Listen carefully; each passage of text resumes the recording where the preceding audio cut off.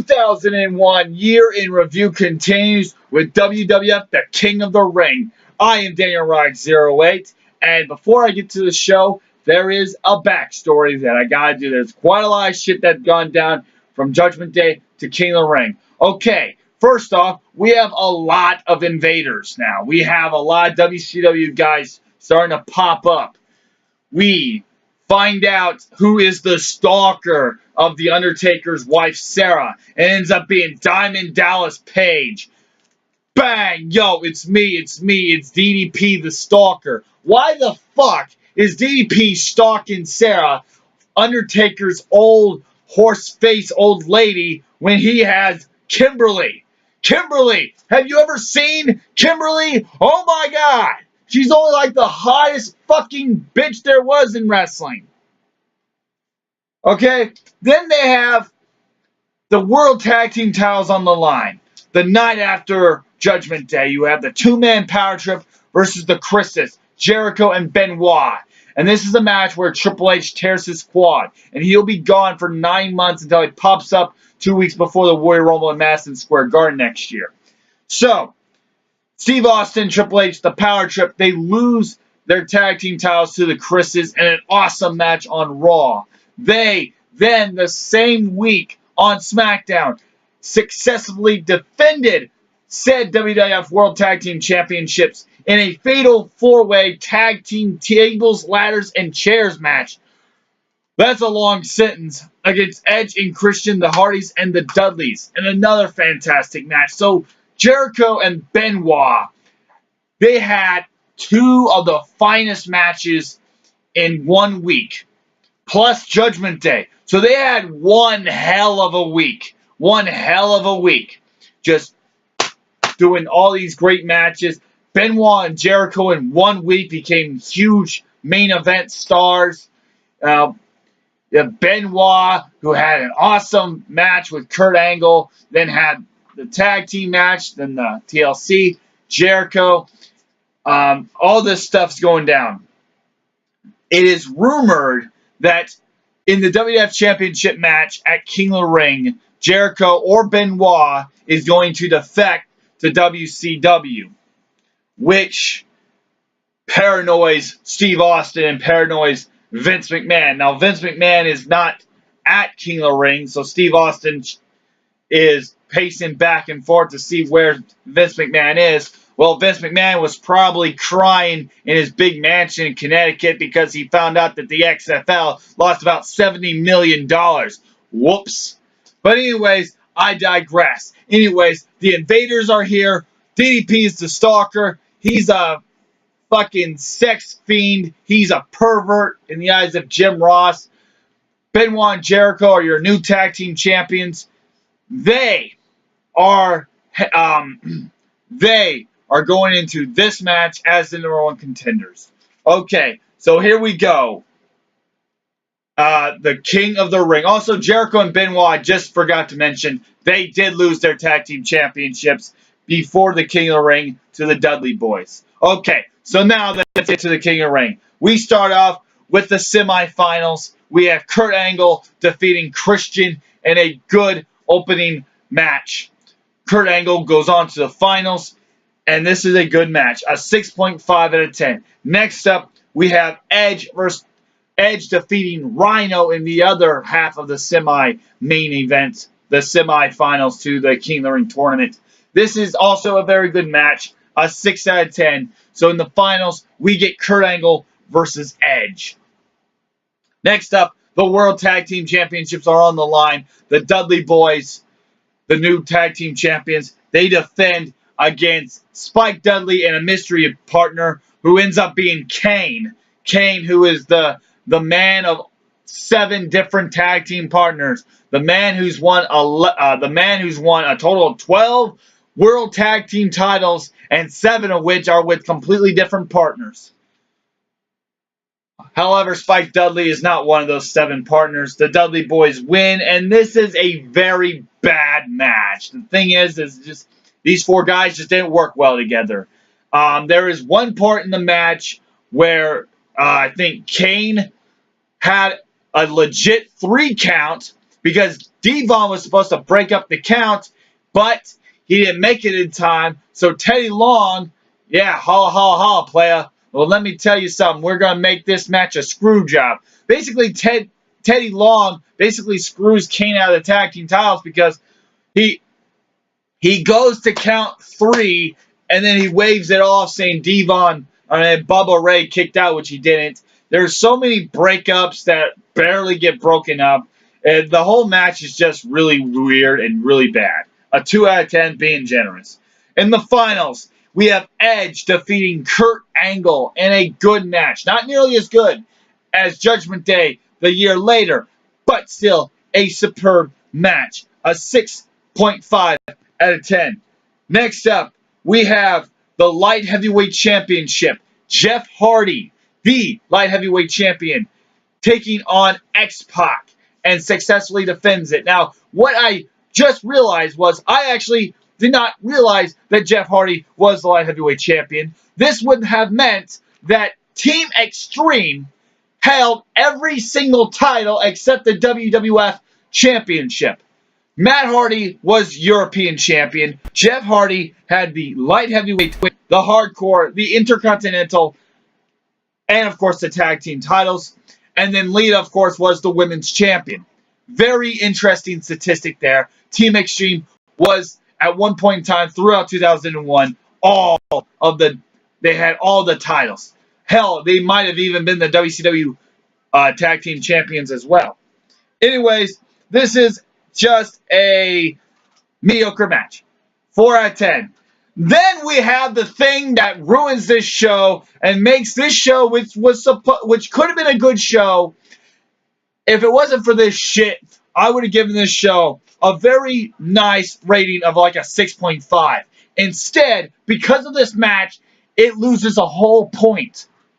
It's not even a match, but I'm going to rate it anyways. We have the Stalker, Diamond Dallas Page, who is ringside this whole show. And the Stalker, is being stalked by his stalker. I don't understand what's going on here. So you have DDP, who is stalking Sarah. And in this particular show, it's Sarah and The Undertaker who is stalking Diamond Dallas Page. So the Stalker is now being stalked. The hunter has become the hunted. The predator has become the prey. I don't understand this. Then you have The Undertaker. He comes out. And Undertaker destroys Diamond Dallas Page in about 5 minutes. He beats the shit out of him. Okay, sure. DDP got a low blow in there. He got a steel chair shot in there. But other than that, he left running away from The Undertaker, battered, bruised, and bloody. This was terrible. And quite frankly, this is the very description of the invasion angle. You want to know what the one match that describes the invasion angle entirety? One match describes it all. It's this fight. It's not a match. It's this encounter which describes the invasion.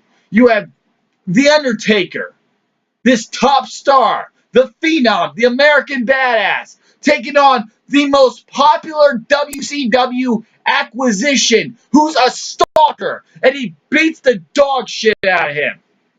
You have the most popular acquisition look like a jabroni, embarrassed. A 0. I have to give it a 0. Bullshit. But this show gets redeemed. Because then we have the match where the show is basically all about and is mostly remembered for. We have Kurt Angle, who is heading into his 3rd match, going up against the WCW owner, Shane O'Mac. Here comes some money. And this is Shane McMahon's finest match. This is his finest work. This is his performance of a lifetime. This match is incredible. The street fight between Shane O'Mac and Kurt Angle is unbelievably awesome. You have 450 splash. Yeah, my bad. A shooting star press from Shane McMahon, and he hits the fucking steel. He hits the garbage cans. Then you get the spot where everyone remembers most about this match. You have Kurt Angle belly-to-belly suplexing Shane McMahon through the King of the Ring set, through the glass wall. But the first time he does it, it doesn't break through. So Shane McMahon's neck and back of his head smacks the concrete like that. And you can, and later on they replay that so many times in the Please Don't Try This at Home, where Kurt Angle says, I thought Shane might have been knocked out. And then they try it again and again, and finally it breaks through. Then they try going from the inside of the stage through the outside. So Kurt Angle's trying to throw him to the outside, but the glass ain't breaking. And Shane McMahon gets so fucked up. The fact that he survives this and doesn't get any massive injuries is insanity. The fact that he walks away from this match is so reason why this is one of my most favorite matches ever. So he gets through the glass. He gets carried to the ring. He still kicks out. And then they do a top rope angle slam. And that's the 3. And that's the finish. You have a shooting star press. Weapons galore. The belly-to-belly suplex that should have killed Shane McMahon or at least crippled his ass. More belly-to-bellies through glass. Then the top rope angle slam. A 9.5 out of 10. Damn near 10 out of 10. This is Shane McMahon's performance of a lifetime. It's one of Kurt Angle's top matches too. And it's one of my top 10 most favorite matches ever. I love this match. And thank God that match followed up off of that shitty other street fight between Taker and DDP. Then the main event is Steve Austin defeating Chris Jericho and Chris Benoit in a WWF Championship match. Before I talk about this match, I have to say, it's actually a very unnerving sight to see Benoit. And it's not because of what went down. But if you don't know the King of the Ring stage is an electric chair. A gigantic electric chair. And now that we know what happened with Chris Benoit, which happened almost 10 fucking years this year ago, wow, we feel. So you have Benoit walking underneath this gigantic electric chair. Doesn't feel, it feels unnerving once when you think about it. Anyways, the triple threat match for the WWF Championship with so much on the line. Is Jericho and Benoit going to defect to WCW? Obviously, that doesn't happen. This is Benoit's last match before he would reappear in later 2002 because of injuries. He sustained a very bad injury in that TLC ladder match a few weeks prior to this. And the injuries he sustained from that match gets worse in here. So he's out of action after this. So we can't have Benoit. So Benoit and Triple H, unfortunately, will miss the invasion angle.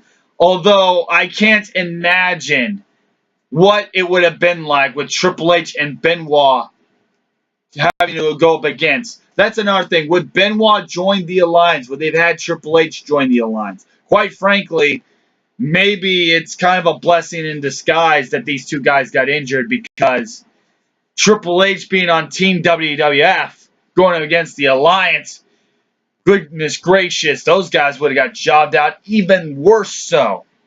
During this match, Booker T does interfere and put Steve Austin through an announce table, and that moment alone is really good. And it shows that Booker T is on the same level as Steve Austin. Maybe not all these WCW guys are, slack jock yokels. Yeah, they fucked up Diamond Dallas Page. So they jobbed one guy out, and they made another guy in Booker T look really good. Or so we think we would make them look good. Because by the time we get to Unforgiven, Booker T looks like a complete jabroni compared to The Rock, who is still not back yet from his show, from his movie. Anyways, King of the Ring would have gotten a 6.5, but because of the awfulness that was Diamond Dallas Page versus Undertaker, that stupid fight, or whatever the fuck it was, this gets a 5.2 out of 10. And I'll catch you next time when I review the July 2nd and the July 9th edition of WWF Raw is War. From Tacoma, Washington, and Atlanta, Georgia. See you next time. Goodbye. 2001 Year in Review continues.